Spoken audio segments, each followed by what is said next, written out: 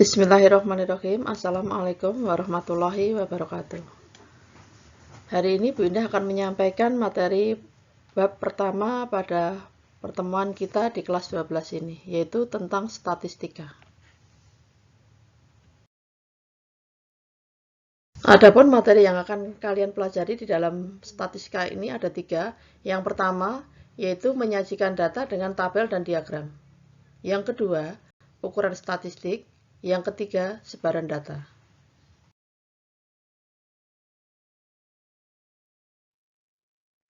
Pada pertemuan kali ini, Ibu akan membahas yaitu menyajikan data dengan tabel dan diagram.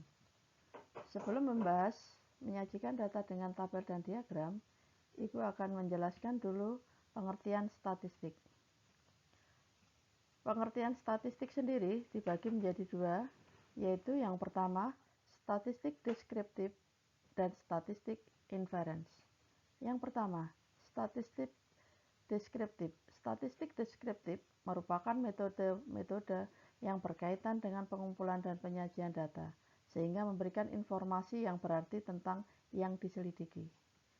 Yang kedua, statistik inference. Statistik inference merupakan metode-metode yang berkaitan dengan analisa sebagian data untuk kemudian digunakan menafsir dan menarik kesimpulan tentang keseluruhan data. Kejadian dan ruang sampel. Nilai-nilai yang menjelaskan ciri populasi disebut dengan parameter, sedangkan himpunan sebagai anggota populasi yang diambil untuk diteliti disebut dengan sampel atau contoh. Berikutnya, nilai-nilai yang menjelaskan ciri sampel disebut statistik. Bisa kalian lihat pada gambar diagram di samping ini. Lingkaran yang besar ini adalah menggambarkan keseluruhan objek yang akan diteliti, disebut dengan populasi. Dari keseluruhan objek yang akan diteliti ini, akan kita ambil sebagian objeknya. Nah, sebagian objek inilah yang disebut dengan sampel.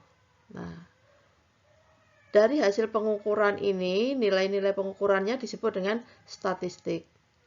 Nah, statistik ini akan digunakan untuk menafsirkan yang akan kalian teliti.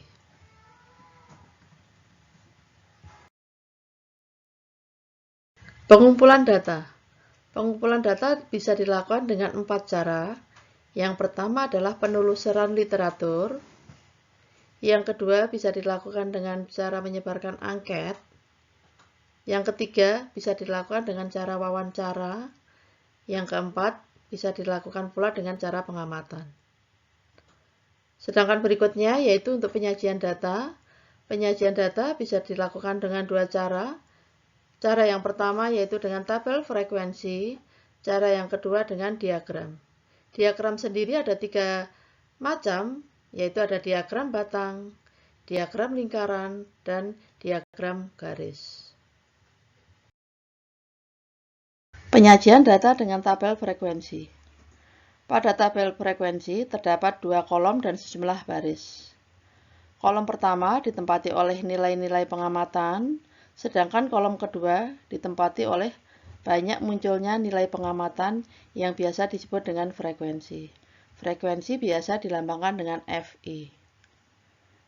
Untuk itu di sini akan Ibu berikan contoh,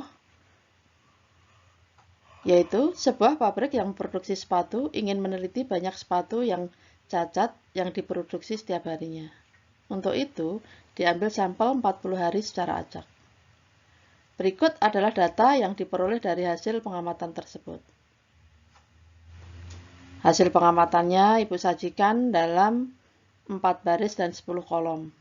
Baris pertama, datanya kalian dapatkan yaitu 0, 1, 3, dan seterusnya sampai dengan 2. Sedangkan pada baris yang kedua, didapatkan datanya 2, 4, 3, dan seterusnya sampai dengan 0. Pada baris yang ketiga, terdapat datanya yaitu 4, 4, 0, dan seterusnya sampai dengan 1. Yang terakhir, baris terakhir, yaitu 0, 1, 1, sampai dengan 2. Maka data yang kalian peroleh ini tadi bisa kalian sajikan dalam tabel frekuensi. Kalau tadi disebutkan tabel frekuensinya bisa dibuatkan dalam 2 kolom dan beberapa baris. Untuk kolom sendiri bisa kalian tambahkan, yaitu tambahannya bisa kalian gunakan untuk memberikan di situ kalian tuliskan turus. Apa gunanya turus?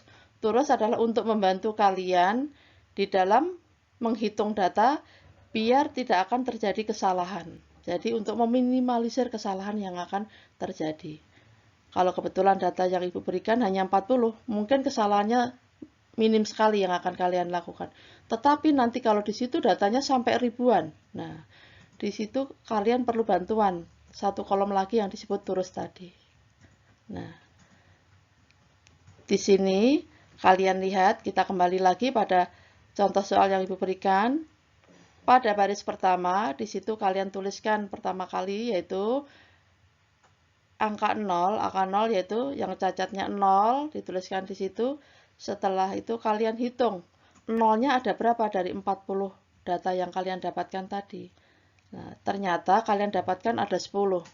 Maka di situ kalian tuliskan di F1-nya, FI1-nya pada baris pertama, yaitu kalian tuliskan sebanyak 10. Nah, berikutnya pada angka 1, setelah kalian hitung keseluruhan dari data 40 tadi, ternyata angka 1 kalian dapatkan 12, ada 12. Maka kalian tuliskan pada baris kedua frekuensinya adalah 12. Yang berikutnya pada baris ketiga yaitu setelah 1, 2 kalian hitung semuanya. Jumlahnya ada berapa? Ternyata 2 kalian dapatkan jumlahnya ada 8, maka frekuensinya kalian tuliskan ada 8. Pada baris keempat 3 yaitu 3 setelah dihitung semuanya kalian dapatkan ada 4, angka 3, maka frekuensinya kalian tuliskan 4.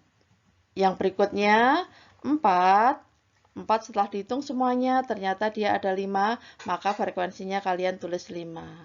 Yang terakhir adalah 5, nilai yang terbesarnya 5. 5 kalian tulis pada baris terakhir. Setelah dihitung ternyata 5 kalian dapatkan hanya ada 1, maka frekuensinya kalian tuliskan 1. Nah, setelah lengkap semuanya kalian jumlahkan. Apakah jumlah frekuensi betul sudah 40? Nah, kalau sudah 40, kalian tuliskan di jumlah tadi adalah angka 40. Setelah dicek data semuanya sudah 40, frekuensi kalian dapatkan 40, berarti tabel frekuensi kalian sudah betul. Bisa kalian lanjutkan mengerjakan berikutnya.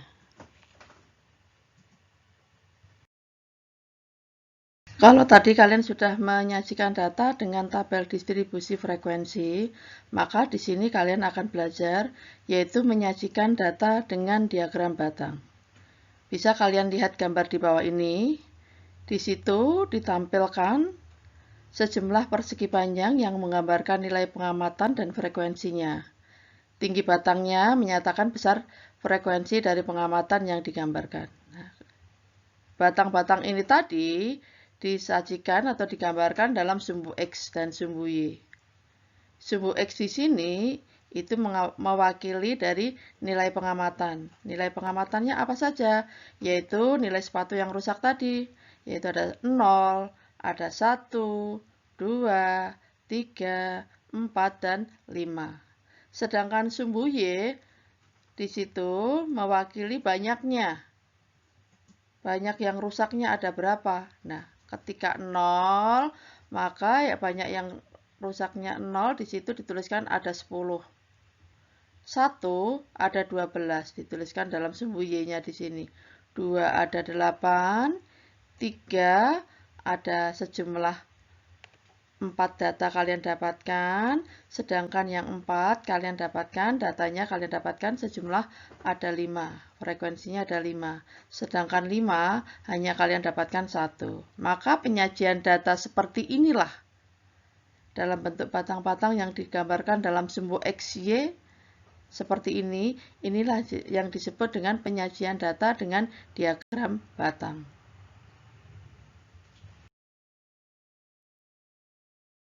Berikutnya, kalian akan belajar menyajikan data dengan diagram lingkaran. Sejumlah juring dalam lingkaran menggambarkan satu kelompok nilai pengamatan. Sedangkan besar sudut mempresentasikan frekuensi dari nilai pengamatan. Perhatikan contoh di bawah ini. Di sini disajikan tabel distribusi frekuensi yang terdiri dari 6 kelas. Kelas pertama di situ dituliskan banyak sepatu yang cacat atau XI-nya 0, maka jumlahnya atau frekuensinya atau FI-nya ada 10. Pada kelas kedua, jumlah sepatu yang cacat 1, frekuensinya ada 12, dan seterusnya sampai kelas yang terakhir atau kelas ke-6, jumlah sepatu yang cacat 5, maka frekuensinya ada 1. Nah, untuk menyajikan data dalam diagram lingkaran itu sendiri, kalian bisa mencari dengan dua cara. Yang pertama, bisa menggunakan sudut, besaran sudut. Yang kedua, bisa menggunakan persentase. Yang pertama, kita coba dengan menggunakan sudut. Dalam satu lingkaran penuh, jumlah sudutnya adalah 360 derajat, maka cara mencarinya bagaimana? Nah, kalian lihat di sini, kembali ke tabel. Nah, jumlah frekuensi tabel yang kita buat tadi, jumlah frekuensi keseluruhannya adalah 40, sedangkan jumlah frekuensi pada kelas pertama ada 10, kelas kedua ada 12, dan seterusnya sampai kelas terakhir, kelas ke-6, jumlah frekuensinya adalah 1. Untuk mencarinya bagaimana? Nah, untuk mencarinya yaitu jumlah frekuensi tiap-tiap kelas dibagi dengan jumlah frekuensi keseluruhan kelas dikalikan dengan 360 derajat. Maka pada kelas pertama kalian dapatkan 10 dibagi 40 kali 360 derajat. Maka kalian dapatkan 90 derajat. Pada kelas kedua, 12 dibagi 40 dikalikan 360, maka kalian dapatkan 108 derajat. Pada kelas ketiga, 8 dibagi 40 kali 360, maka kalian dapatkan 72 derajat. Pada kelas keempat, 4 dibagi 40 kali 360 derajat. Maka kalian dapatkan 36 derajat. Pada kelas 5, yaitu 5 dibagi 40 kali 360 derajat, maka kalian dapatkan 45 derajat. Yang kelas terakhir atau kelas ke-6, yaitu 1 dibagi 40 kali 360 derajat. Kalian dapatkan 9 derajat. Nah, dari kelas pertama sampai kelas terakhir, kelas 6 tadi sudah kalian dapatkan sudut-sudutnya. Sudut masing-masing tiap kelas itulah yang disebut juring yang kalian cari. Atau yang disebut juga dengan nilai pengamatan. Itu tadi kalau disajikan dalam bentuk derajat. Yang kedua, bisa juga kalian sajikan dalam persentase. Nah, kalau disajikan dengan persentase, caranya bagaimana? Nah, frekuensi tiap-tiap kelas dibagi dengan jumlah frekuensi keseluruhan dikalikan dengan 100%. Contohnya, pada kelas pertama, 10 dibagi dengan 40 kali 100%. Maka kalian dapatkan 25%. Pada kelas kedua, 12 dibagi dengan 40 kali 100%. Maka kalian dapatkan 30%. Pada kelas ketiga, 8 dibagi dengan 40 kali 100%. Kalian dapatkan 20%. Pada kelas keempat, 4 dibagi 40 kali 100, kalian dapatkan 10%. Pada kelas kelima, kalian dapatkan 5 dibagi dengan 40 kali 100%. Maka kalian dapatkan 12%. Yang terakhir, 1 dibagi dengan 40 kali 100%. Maka kalian dapatkan 3%. Nah, setelah itu, dari hasil yang tadi bisa kalian lihat pada gambar lingkaran tersebut. Nah, di situ disajikan ada 6 juring. Yang pertama, pada kelas pertama digambarkan dalam juring yang berwarna biru tua, yaitu 25%. Pada kelas kedua digambarkan dengan juring yang berwarna coklat atau orange ya, coklat muda atau orange. Didapatkan tadi 30%, maka di situ kalian tuliskan 30%. Dan seterusnya sampai yang kelas terakhir digambarkan dengan juring yang berwarna hijau. Kalian dapatkan tadi 3%, maka itu adalah jumlah yang kalian dapatkan di kelas yang terakhir atau kelas ke-6. Untuk selanjutnya akan dipelajari yaitu penyajian data dengan diagram garis. Di dalam diagram garis, nilai-nilai pengamatan ditempatkan pada sumbu X dan frekuensi ditempatkan pada sumbu Y. Pasangan antara pengamatan dan frekuensi yaitu X, Y diplot pada diagram. Kemudian titik yang berdekatan dihubungkan dengan garis. Perhatikan contoh di bawah ini. Di sini disajikan tabel distribusi frekuensi. Yang pertama, hasil pengamatannya itu adalah mewakili sebagai XI-nya atau mewakili sebagai X-nya, sumbu X-nya, sedangkan hasilnya, hasil pengamatannya atau frekuensinya di situ mewakili sebagai Y-nya. Maka pada kelas pertama akan kalian dapatkan X, Y-nya adalah 0,10. Kelas berikutnya 1,12, berikutnya 2,8, berikutnya 3,4. Selanjutnya 4,5, yang terakhir yaitu 5,1. Maka dari hasil pengamatan tadi yang sudah disajikan dalam X, Y, kalian letakkan dalam tabel distribusi frekuensinya. Untuk lebih jelasnya perhatikan contoh di bawah ini. Di sini disajikan tabel distribusi frekuensi. Yang pertama, di situ pada kolom pertama XI adalah hasil pengamatannya. Yang kolom kedua, FI adalah frekuensinya atau jumlah dari pengamatannya. Nah, XI di situ mewakili sebagai X-nya, dituliskan sebagai X-nya, sedangkan frekuensinya dituliskan sebagai Y-nya. Maka pada kelas pertama, kalian dapatkan 0,10. Pada kelas kedua, kalian dapatkan 1,12. Pada kelas ketiga, 2,8. Kelas keempat, 3,4. Kelas 5, 4,5. Yang terakhir, kelas 6, yaitu 5,1. Dari hasil ini tadi, maka bisa kalian sajikan seperti gambar di samping. Kalian dapatkan di situ. Yang pertama, kelas pertama, X-nya 0, Y-nya 10.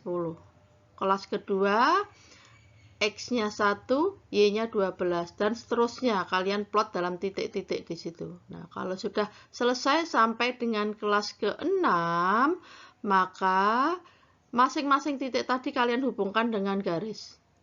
Nah, setelah kalian hubungkan dengan garis, maka kalian dapatkan seperti gambar pada diagram tersebut.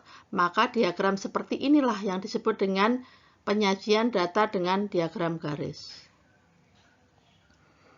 Nah, sampai sinilah materi yang bisa Ibu sampaikan pada hari ini. Jika ada di antara kalian yang belum jelas, silakan kalian bertanya pada Ibu, silakan kalian ajukan pertanyaan kepada Ibu, bisa lewat WA maupun email Ibu. Semoga materi yang Ibu sampaikan pada hari ini bermanfaat buat kalian semuanya. Semoga dimengerti oleh kalian semuanya. Akhir penyajian hari ini Ibu ucapkan terima kasih yang sebanyak-banyaknya pada kalian semuanya. Billahi taufiq wal hidayah. Wassalamualaikum warahmatullahi wabarakatuh.